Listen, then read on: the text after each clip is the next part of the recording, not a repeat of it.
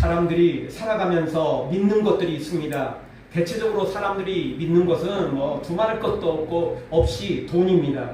권력이죠. 힘이죠. 능력입니다. 실제 이런 것들이 엄청난 유익이 됩니다. 돈이 있으면, 권력이 있으면, 힘이 있으면, 능력이 있으면 웬만한 문제들은 해결할 수 있기 때문에 그렇습니다. 더더욱 현대 시대가 자본 만능주의 시대, 황금 만능주의 시대이기 때문에 더더욱 그렇습니다. 돈만 있으면 천국이다.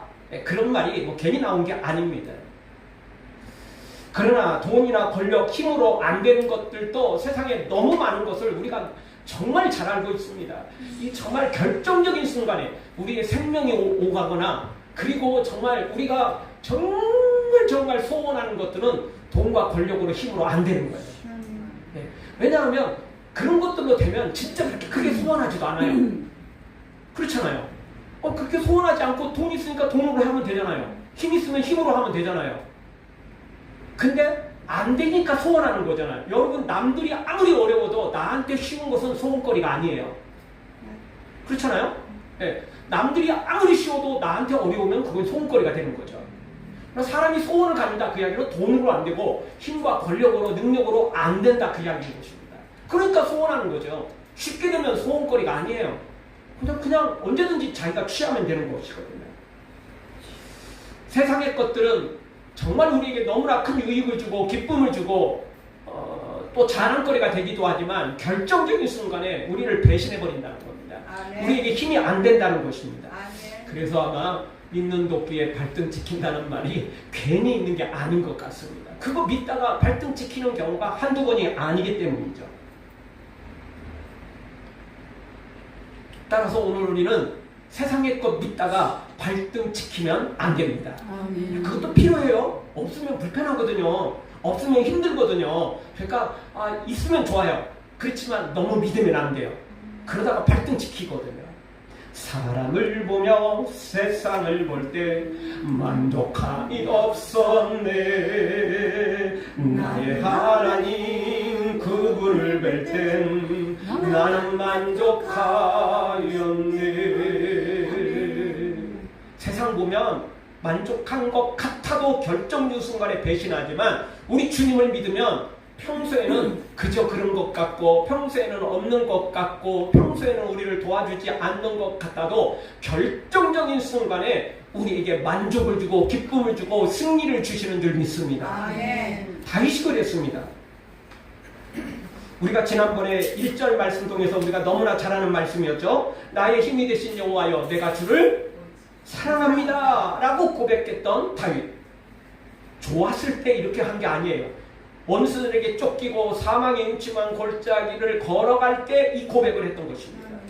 그 위기의 순간에 하나님이 나의 도움이 될 걸 믿었기 때문에 그 하나님을 사랑했습니다. 그리고 사랑했기 때문에 그 하나님께 부르짖었던 것입니다. 그래서 결국 이 승리를 얻게 된 것입니다. 반면 사울 왕이나 다윗의 또 다른 블레셋과 많은 원수들은 힘과 돈과 권력을 의지하다가 결국엔 망하고 말았습니다. 사랑하는 성도 여러분, 결국엔 썩어지고 심판받을 헛된 것에 속지 말고 그것을 믿다가 발등 찍히지 말고 다윗처럼 하나님만 사랑하고 그 하나님만 의지하고 그 하나님께 부르짖어 반드시 기적을 맛보기를 주의 이름으로 축원합니다. 자, 오늘 성경은 다윗이 사랑과 부르짖음으로 어떤 하나님의 응답을 받게 되었는지, 하나님을 진짜 사랑했고 사랑했기에 또 기도했지 않습니까? 그래서 어떤 응답을 받았는지가 소개되고 있습니다. 첫 번째 다윗이 받은 응답은 하나님께서 원수들을 심판하셨다는 것입니다. 하나님께서 다윗의 기도를 들으시고 자연세계를 동원해서 원수들을 심판하십니다. 7절을 보겠습니다. 같이 봅니다. 이에 땅이 진동하고 산들의 터도 요동하였으니 그의 진노로 말미암은 이로다. 아멘. 땅이 진동했어요. 지진이 일어났다는 이야기잖아요. 산들의 터도 요동했어요. 지진이 일어난 거예요. 이게 실제 지진이 일어났다 그런 의미라기보다는 물론 하나님께서 지진을 통해서도 역사하실 때가 있었어요. 근데 여기서 말하는 것은 실제 그 지진이라는 현상보다는 하나님께서 이렇게 원수들을 완전히 무너뜨렸다 그런 의미인 것입니다. 그렇죠? 지진이 우리나라는 큰 지진이 일어나지 않습니다. 일어나도 좀 미미한 지진이 일어나기 때문에 이따금씩 약간 흔들리는 느낌만 받고 그것도 뭐 몇 년에 한 번씩 느낄 뿐이고 또 이 서울 지역에서는 솔직히 뭐 인생 한 번 살며 그런 지진을 느끼지 못하는 사람도 있고 뭐 예민한 사람들은 땅이 약간 건물이 흔들리는 그런 경험을 한두 번쯤은 뭐 그 정도밖에 안 되는 거죠. 그러나 일본이나 뭐 또 이 태평양 주변에 있는 남미 쪽도 그렇고요. 이런데 지진이 일어나면 얼마나 강진이 일어납니까? 예, 건물이 흔들리고 요동하고 난리가 나는 거죠. 수많은 사람들이 죽어나가고 이러지 않습니까? 자, 이런 걸 보면 이 지진이 일어나면 아무도 버틸 수가 없어요. 강진이 일어나면 버틸 수가 없어요. 아주 그 튼튼한 강한 그런 건물도 무너지고 사람 다 넘어지고 난리가 나는 거죠. 하나님이 이렇게 원수들을 흩어버렸다는 것입니다. 10절에 가보면 하나님께서 그룹을 타고 또 바람날개를 타고 날아오십니다. 이 그룹은 천사들을 가리킵니다. 그리고 바람날개입니다. 날개도 시원찮은 날개를 가지고 있으면 이거 참 오래 걸리고 속 터져 죽습니다. 근데 이게 바람날개입니다. 얼마나 빠르겠어요. 바람을 이용하니까. 엄청난 거죠. 또 12절 가보면 우박과 숯불을 내리는 것을 봅니다. 우박과 숯불이 내렸다. 하나님 우박과 숯불을 동원합니다. 불우박이 내렸다는 거죠. 그냥 우박이 내려도 무서운 건데 불우박이 내린 거예요. 그러니 어떻게 버틸 수 있겠습니까? 13절에 가보니까 또 천둥 소리를 통해서 이 천둥 소리를 통해서 하나님께서 원수들을 흩으시는 거예요. 이 천둥 소리는 우리도 자주 듣게 되죠. 지금 우리 집 주변에 떨어지지 않고 멀리 떨어져도 얼마나 소리가 큽니까? 솔직히 막 심장이 벌렁벌렁하죠. 솔직히 뭐 죄진 것도 크게 없는 것 같아도 천둥 소리를 들으면 사람들이 다 놀라게 돼 있어요. 거기다가 뭐 밤중에 그렇고 낮에 그래도 뭐 사실 뭐 놀라는 거죠. 천둥 소리 들으면 깜짝깜짝 놀랄 수밖에 없습니다. 번개로도 또 하나님이 역사하는데 14절에 가보니까 하나님께서 번개로 그들을 깨뜨렸는데 번개도 적당한 번개가 아니고 많은 번개를 동원해서 깨뜨리십니다. 실제 이런 것들이 동원돼도 무섭지만 마치 이것들이 동원된 것처럼 하나님께서 원수들을 이렇게 역사하셨다는 것입니다. 깨뜨려버렸다는 것입니다. 사실 다윗 스스로는 원수들을 이겨낼 힘이 없었어요. 없었죠. 그럴 힘이 어디 있겠어요. 다윗의 원수는 사울 왕, 한 국가의 왕이었고 또 블레셋 또 주변에 있는 수많은 나라들이었고 왕들이었거든요. 근데 다윗은 도망자였잖아요. 쫓기는 자였잖아요. 다윗에게 있는 사람은 겨우 600명밖에 안 되었어요. 적군들은요 수만 명이 달라붙다고 심지어 수십만 명이 달라붙기도 했다고요. 그러니 어떻게 이겨낼 수 있겠어요? 뭐 우리가 쓰는 말 중에 일당백 아무리 일당백 해도요 안 돼요. 안 돼. 쉽지가 않은 거예요. 일당백보다 훨씬 더 많은 숫자가 달려들었다고요. 그것도 국가에서 월급 받아가면서 이제 정말 전문 전쟁을 하는 사람들이었다고요. 다윗과 함께 했던 사람들은 진짜 군인들이 아니고 그냥 도망자였어. 그들도요.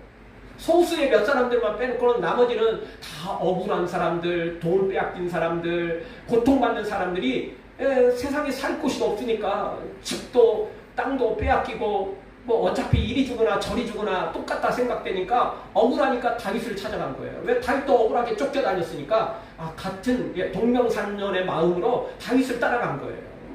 싸운 자리에서 따라간 거 아니라고요. 나 다윗과 함께 할래, 다윗을 도와줄래, 뭐 이런 마음 아니에요. 다 억울해서 다윗을 쫓아갔던 사람들, 다윗을 따라갔던 사람들이라고요. 그들이 뭘 할 수 있겠어요? 그래서 하나님이 이렇게 직접 역사하실 것입니다. 바람 날개를 타고 그룹을 천사를 타고 지진을 일으키고 그리고 번개와 그리고 우박과 천둥 소리를 동원해서 그들을 원수들을 진멸해 버리신 것입니다.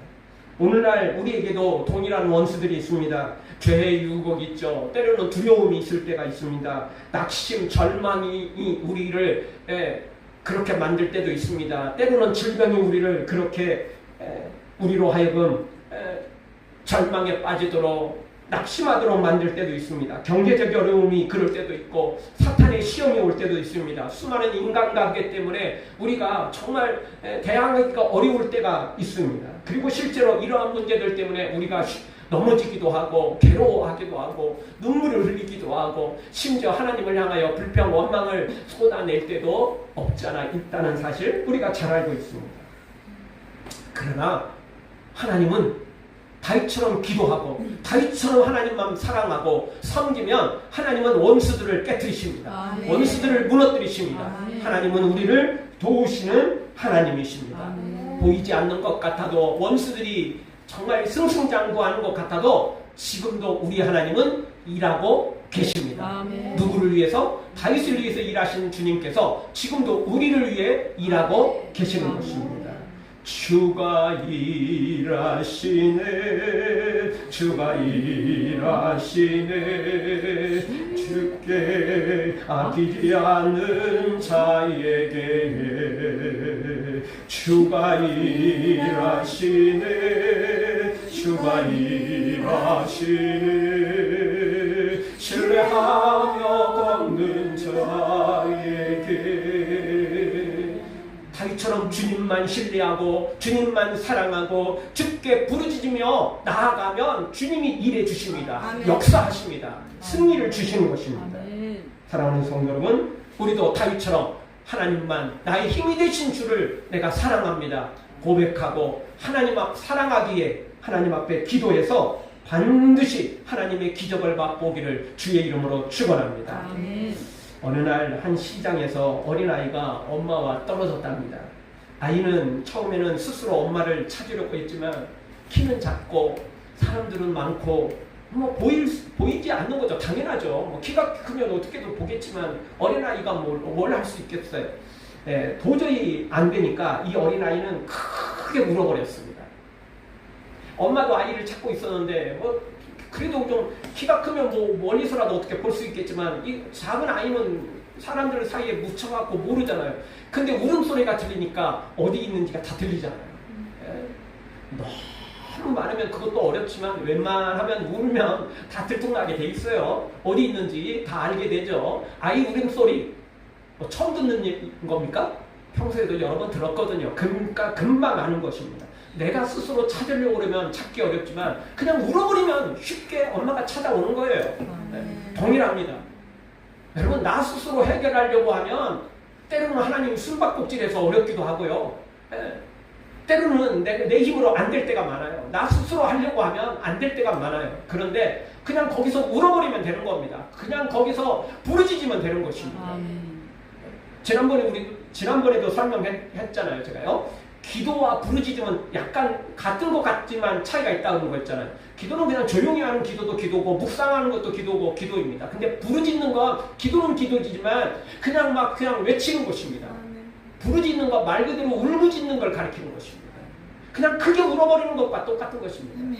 그냥 엄마 이 정도가 아니고 그냥 귀가 그냥 다 듣기 싫을 정도로 귀청이 떨어질 정도로 울어버리는 걸 가리키는 것입니다. 다윗은 그냥 기도한 게 아니고 부르짖었어요. 울부짖었다는 것입니다. 그냥 하나님께 다 맡기고 나는 어떻게 할 수가 없습니다.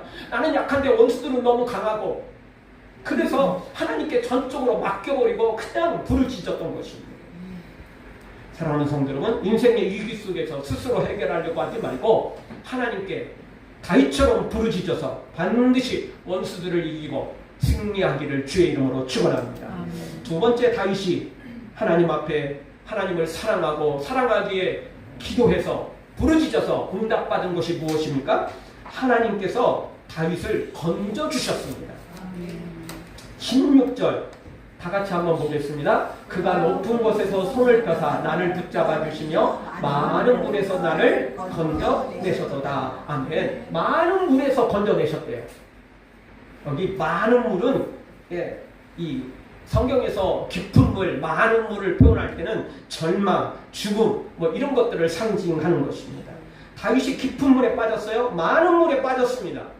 그래서 하나님이 건져내셨어요. 하나님께서 건져내셨는데 하나님은 높은 곳에서 손을 펴사 붙잡아 건져내신 거예요. 같이 빠져 있으면 어떻게 건져요? 나도 빠져있고 너도 빠져있는데 뭘 누구를 건질 수 있겠어요? 못 건지는 거죠. 누군가는 수영을 뭐 국가대표 선수나 되거나 또는 밖에서 제일 안전한 건 밖에서 튜브를 던지든지 줄을 던지든지 이렇게 던져가지고 끌어내는 거야말로 최고로 안전한 거예요.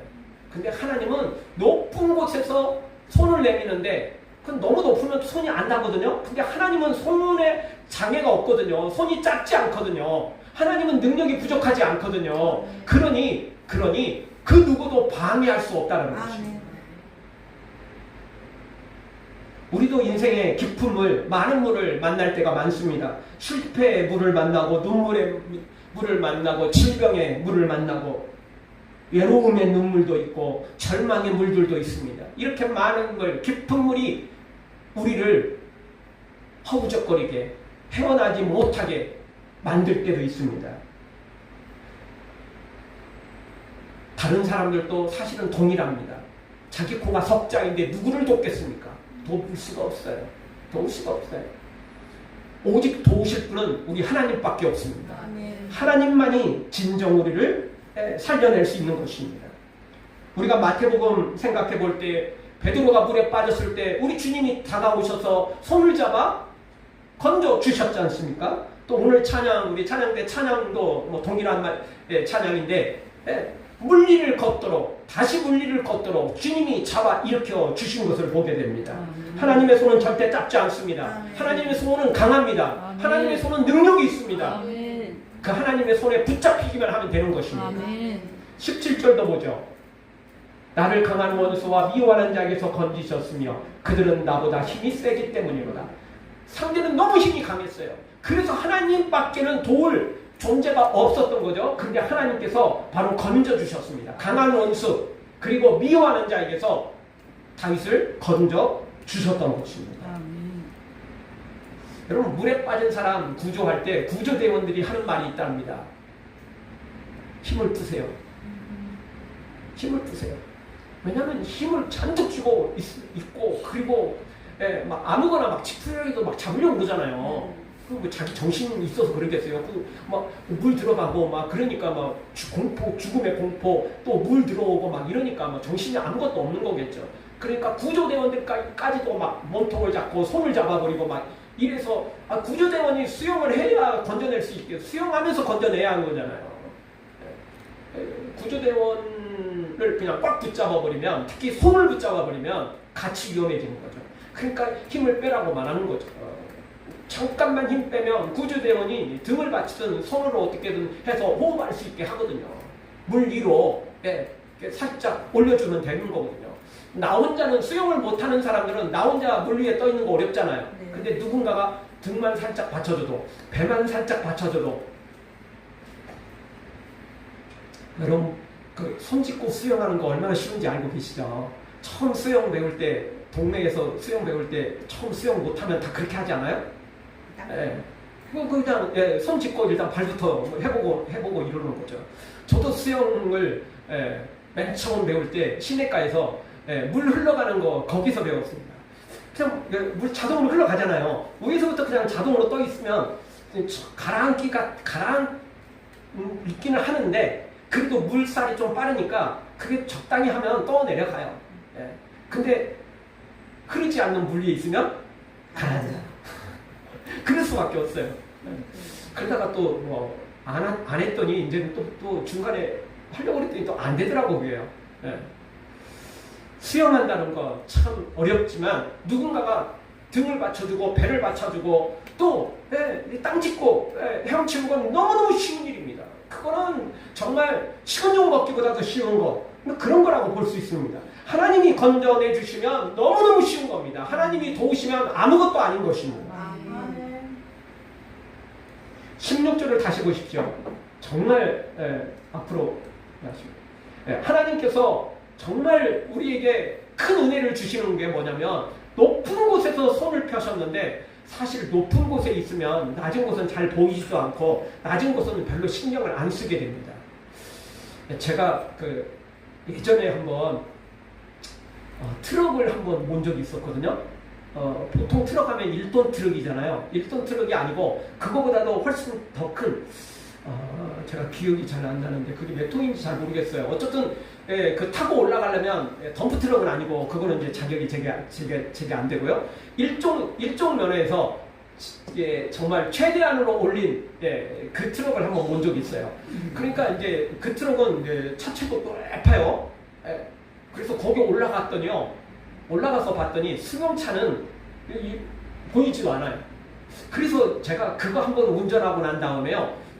뒤에 큰 차가 다가오면요. 어떻게든 피해요. 왜냐면요. 진짜 큰 차 타고 오니까 밑에 작은 차가 잘 안 보여요. 쉽게 안 보여요. 그러니까 잠깐 실수하면요. 그냥 가서 추돌할 수 있어요. 같은 승용차는 보이잖아요. 근데 얘는 높아요. 차체가. 그래서 조그마한 차는요. 이게 멀리는 보이지만 자기 밑에 있으면 잘 안 보이게 되는 거죠. 그래서 우리 덤프트럭 운전하시는 분들이 이따금씩 그 밑으로 사람 지나가는 거, 자전거 지나가는 거 못 봐가지고 사고 나는 경우 있잖아요. 안 보이는 경우가 있어요. 너무 높아가지고 바로 밑으로 가면요. 뭐 이렇게 눈여겨보지 않으면 못 보는 거예요. 그 위험한 거거든요. 그러니까 하나님 높은 곳에 계시잖아요. 그런데 우리 사람들은 낮고 더럽고 추하고 죄인이어서 하나님이 우리를 안 보실 가능성이 있다고요. 그게 실제 못 볼 수 있는 거라고요. 하나님이 눈여겨보면 몰라도 관심을 두지 않으면 우리는 너무 하찮은 존재라, 마치 미물과 같은 존재라, 우리 여러분 길거리 걸어가면서 여러분 조그마한 벌레나 뭐 이런 거 다 신경 쓰고 걸어가십니까? 그냥 걸어가잖아요. 그냥 걸어가는 것입니다. 마치 하나님이 그럴 수 있다고요. 그런데 하나님은 그 높은 곳에 계시면서도 낮은 다윗을, 연약한 다윗을, 힘없는 다윗을 도와주셨다는 것입니다. 그리고 지금도 그 하나님은 여전히 높은 곳에 계시면서도 낮은 나를, 죄인인 나를, 연약한 나를 사랑하시고 긍휼히 여겨 주신다는 것입니다. 그러니 우리는 주님의 팔에 안기기만 하면 되는 것입니다. 주님의 팔은 능력이 있습니다. 강합니다. 주님의 팔은 능력이 있습니다. 주님만 의지하면 되는 것입니다. 주의 팔에 크신 팔에 한기세, 주의 팔에 영원하신 팔에 한기세. 주님의 팔에 붙잡히기만 하면 승리할 수 있는 것입니다. 아멘. 하나님이 다윗을 그렇게 높은 곳에서 팔을 펴사 다윗을 건져 주셨던 것입니다. 아멘. 사랑하는 성도 여러분, 아무리 깊고 많은 무리라 할지라도 하나님께서 다윗을 건져 주셨던 것처럼 능력의 손을 펴사 강한 팔을 펴사 우리의 손을 붙잡고 일으켜 세우시고 승리케 하시는 은혜가 있기를 주의 이름으로 축원합니다. 마지막 세 번째, 다윗이 하나님을 사랑하고 기도하여서 부르짖어서 받은 응답이 무엇입니까? 하나님께서 넓은 길로 인도하셨다는 것입니다. 19절을 다 같이 보겠습니다. 나를 넓은 곳으로 인도하시고 나를 기뻐하심으로 나를 구원하셨도다. 아멘. 하나님은 다윗을 원수들에게서 건져내는 걸로, 깊은 물에서 많은 물에서 건져내는 것으로, 살려주는 것으로 끝내지 않고 하나님이 어떻게 하셨어요? 넓은 곳으로 인도해 주셨어요. 여기 넓은 곳이라는 말은 평안이 있고 안정이 있고 자유가 있고 축복이 있다는 그런 말씀입니다. 넓은 곳이죠. 넓은 곳. 좁은 곳에 들면 뭔가 할 수 없어요. 답답하고요. 죽을 수밖에 없고 그렇게 되는 거예요. 근데 넓은 곳이에요. 안전한 장소죠. 하나님이 그렇게 인도해 주셨다는 것입니다. 아멘. 하나님은 우리를 더 좋은 자리로 인도하십니다. 아멘. 답답한 곳에서 넓은 곳으로, 절망에서 소망으로, 아멘. 두려움에서 평안으로 인도해 주시는 분이 우리 하나님이십니다. 아멘. 죄의 종에서 영원한 천국의 생명과 자유를 주시는 이 분이 바로 우리 하나님이신 것입니다. 아멘. 어떤 것보다 더 감정적인 것은 하나님이 다윗을 사랑했다는 거예요. 아멘. 나를 기뻐하심으로. 하나님이 다윗을 기뻐했어요. 하나님이 다윗을 사랑했어요. 아멘. 성경 말씀 그대로 내가 이새의 아들 다윗을 만나니 내 마음에 합한 자다. 마음에 합했어요. 하나님의 마음이 다윗이 마음 하나님의 마음에 다윗이 딱 합했어요. 정말 기뻤어요. 하나님이 다윗을 사랑할 수밖에 없었어요. 그렇기 때문에 하나님께서 이렇게 넓은 곳으로 인도해 주신 것입니다. 사랑하면 좋은 거 주잖아요. 사랑하면 없는 것도 만들어서 주는 거 아니에요? 있는 건 당연히 잘 주는 거고 사랑하면 그런다고요. 미워하면 있는 것도 뺏고 싶죠. 예. 뺏고 싶어요. 나 못 먹어도 그냥 버리고 싶어요. 내가 배불러서 못 먹으면 침이라도 탁탁 뱉고 싶지 그거 원수에게 주고 싶지 않다고요. 그러나 사랑하면요 없는 것도 만들어 주고 싶다고요. 하나님께서 다윗을 사랑하니까 하나님께서 다윗을 기뻐하니까 하나님께서 다윗을 넓은 곳으로 인도해 주셨던 것입니다. 그러면 왜 하나님은 다윗을 사랑했습니까? 왜 하나님은 다윗을 기뻐했습니까? 편애하신 거예요? 다른 사람은 미워하고 다윗만 기뻐하고 사랑했습니까? 아니에요. 그런 게 아니고 다윗이 하나님을 사랑했기 때문에 그런 거예요.